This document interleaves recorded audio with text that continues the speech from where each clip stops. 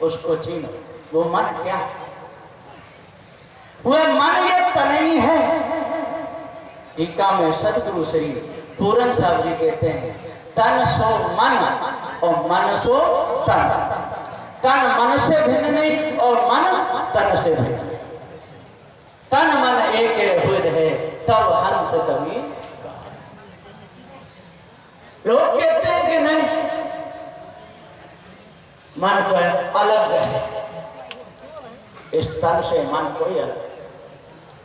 यदि अलग कहोगे तो यहां तीन हो जाएंगे, जीव, तन और मन। लेकिन जो सूक्ष्म मन है वो भी वस्तु है,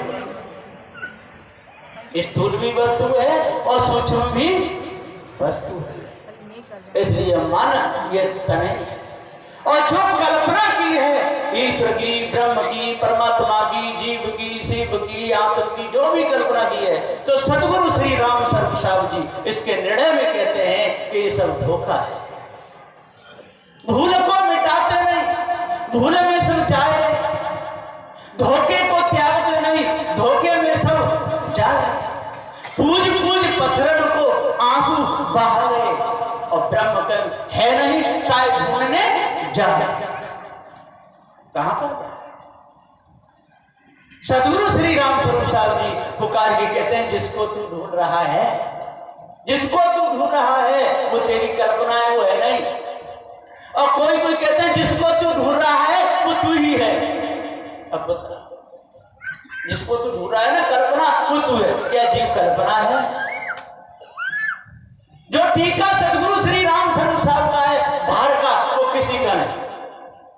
सतगुरु श्री पूरन साहब का तो दर्जा है ही है, वो छोटे वाक्यों में, लेकिन विशाल है। भेद पूरा सतगुरु श्री राम स्वरूप साहब ने ही खोला।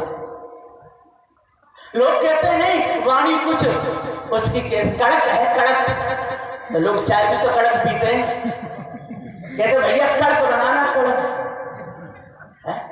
जब कड़क चाय पिएगा तब उसे मजा आता है।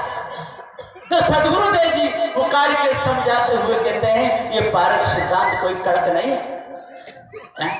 ये तो इन मायावी गुरुवा लोगों का सिद्धांत है।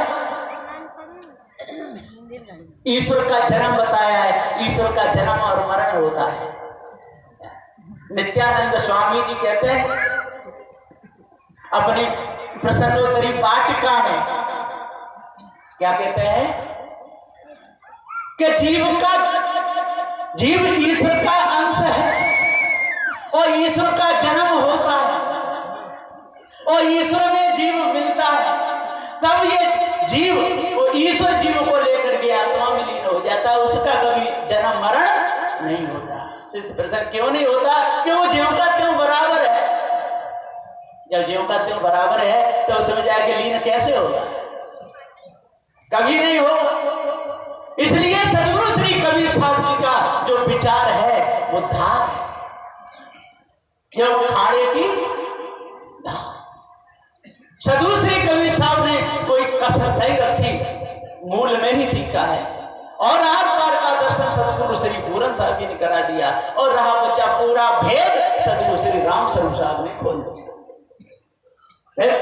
कोई कसर नहीं छोड़ी। लेकिन इस संसार में लोग कैसे हैं पता है? एक गांव था, उस गांव में एक पंडित जी रहते थे और पंडित जी अनपढ़ थे, अंगूठा टेक। अब पूरे गांव के लोग कहें कि पंडित जी क्या हमको कुछ बताया करो, आज क्या वार है, क्या तिथि है, क्या? पंडित जी बोले हमको जानते तो है नहीं। कि जानो क्या, कुछ भी करो, आप पंडित हो, आपको बताना ही पड़ेगा। अब पंडित जी वहां से एक दूसरे विद्वान के पास में पहुंचे, बोले इस गांव में हम रहते हैं, लोग हैं वो कहते कुछ न कुछ बता, और हम पढ़े तो है नहीं। तो उन्होंने उनको 15 गोटी दे दे, 15 लकड़ी दे। और देखो ये क्या है, आज क्या है? पूर्णमासी, परवा, दोज, तीज, चौथ, पांच, छठ, सात, आठ, नौवीं, 10वीं, 81, 82, 13, 14 मावस ऐसे। और यही से फिर मावस परवा चालू है। और ये लकड़ी ऊपर के अलमारी में से नीचे रख देना और दूसरे साथ फिर दूसरे निकल तो ही कोई तिथि आ जाए। पंडित जी बोले जी बात अच्छी बने। अब वो लकड़ियों को ले आए, अमावस का दिन आया, लोग आए पंडित जी के यहाँ आज कौन सी तिथि है, क्या आज अमावस्या है? अरे तो पंडित जी तो बड़े विद्वान है, ये तो तुरंत बता दिए कि अमावस्या है। अब दूसरे दिन आए, तीसरे दिन तो अमावस पर तीज कि आज क्या है, क्या तीज है? पंडित जी बिल्कुल पढ़े ना है और ये तो खटाखट बता देते, ये मौज आएगी। अब एक दिन उनकी लड़की झाड़ू लगा रही थी पंडित जी, वो लकड़ी पड़ी के क्या पिताजी ने यहाँ कचरा बच दिया, सारी लकड़ी झाड़ के और जा घूरे पे पटक दी। अब लोग आए, पंडित जी आज कौन सी तिथि है? अब पंडित अभी बताता, अंदर गए तो एक भी लकड़ी नहीं। लड़की को बुलाए, बेटी कि जहाँ लकड़ी रखी वो कहाँ गई? पिताजी कचरा था, मैंने घोड़े में फेंक आई। अरे वही तो हमारी पत्रा थी। अब वो इतना जानते नहीं थे कि और 15 कहीं से तोड़ ला। वो बोले इन्होंने शक्ति है, इसके द्वारा सारा काम होता है कि अब क्या करें। अब तो पंडित जी मुंह भर के बैठ गए, बहुत देर हो गई। लोग बोले पंडित जी जल्दी आओ। अब निकले सिर खुजाते हुए कि भैया के हाँ कि आज गड़बड़ा चौथ है। आज कौन सी चौथ है? गड़बड़ा चौथ है। तो क्या करना कि अपने घर आंगन को खूब लीपो पोतो खूब कचौड़ी पूरी हलवा खूब और बनाने के बाद में फिर हमारे पूरे घर को नो तो हम खिलाओ तो 1 से 51 हमारे पूरे परिवार को भेंट दो। इसका बहुत बड़ा महत्व।